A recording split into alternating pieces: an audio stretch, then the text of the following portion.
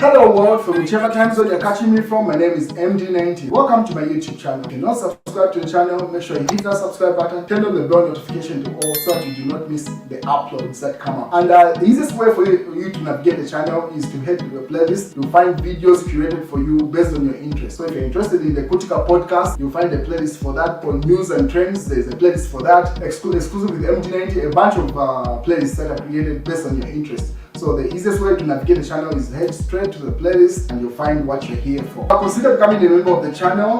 Right next to the subscribe button is the join button. You click on the join button so that you can become a member of the channel. You support the team on the production and a number of things that we're doing here, and we appreciate that. Well, as you may be aware, Zambia has got a court case with the Lungu family in South Africa. And I was sincerely hoping this court case would have been broadcast so that people would be able to make their own assessments and be able to tell what's going on. But it seems like everything else is proceeding not on camera. So all we are getting are different sides of the story or the proceedings in court from the two opposing sides. So I will try my best to give you both sides of the information coming from court as it proceeds. But I sincerely was hoping this thing would have been done on camera so that people will be able to assess themselves. But as things stand, this is what's going on in court. So according to the Daily Nation, Edgar Chagwa fled from persecution. That's according to former First Lady Esther Lungu. So as she submitted to South African High Court that the failure by the Zambian government to facilitate a timely medical intervention despite full knowledge of the seriousness of his condition, constituted cruel and inhumane and degrading treatment. So based on the submission that came from the First Lady, that's where that extract is taken from. And other images have been coming up. So that's the picture when he landed in South Africa earlier on this year in January. So according to Emmanuel Mwamba, this picture here, he says, the day he arrived in South Africa as an ordinary citizen, on January 19th, 2025, President Edgar Chagwa arrived at OR Tambo International Airport in South Africa. There were no contingencies or special diplomatic service according to him. Earlier, he tussled with authorities to let him jump and leave the airport on the plane, and then the aviation security management was immediately suspended and later on fired. In this picture, President Edgar Lungu with his spouse, former First Lady Esther Lungu, and family spokesperson Makebi Zulu outside the airport waiting for a taxi. He never returned, meaning he never came back to Zambia. And there you can see Makebi Zulu. You can see why Makebi seems to be very passionate about this issue. So it seems like he was with the late president when he arrived in South Africa. And so you can see why they picked him as a family spokesperson. Now the story, indeed, it's beginning to play out, and he had assured the nation to say, no, the entire story is going to be narrated, and that's what's coming out. So that's the submission that came from South Africa. And then the UPND say the progressive forces of South Africa demands for answers from the South African Ministry of Home Affairs.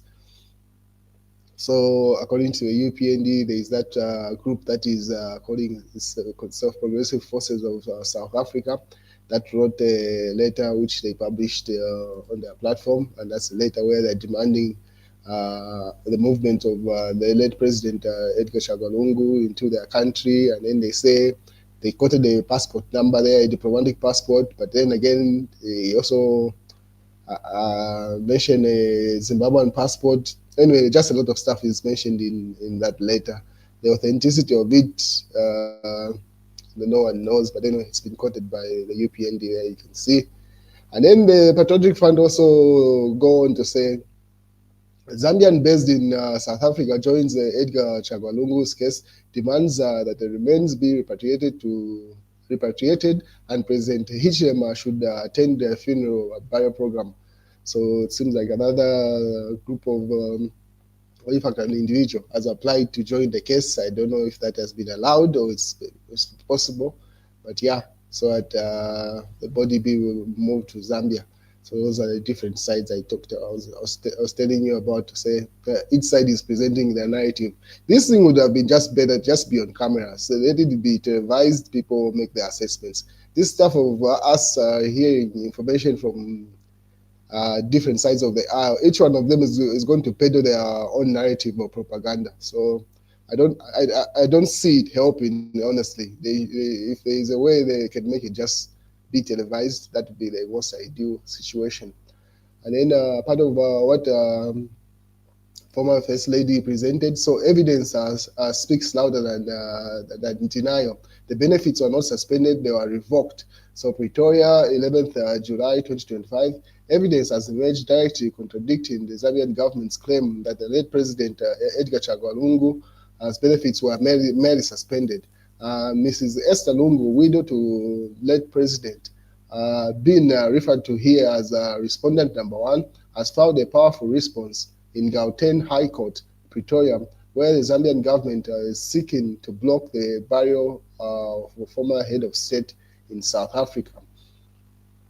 And then she highlights a letter that was written to the late president. In fact, they had even published those documents earlier on as they were submitted in court, but obviously they've been restrained there.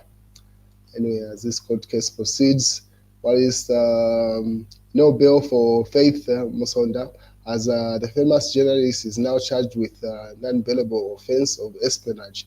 So as you remember, should have been like now a week ago, Faith Musonda had gone to Community House President Hakainde Hichilema's residence, where she was demanding to his audience, pretty much to have his audience.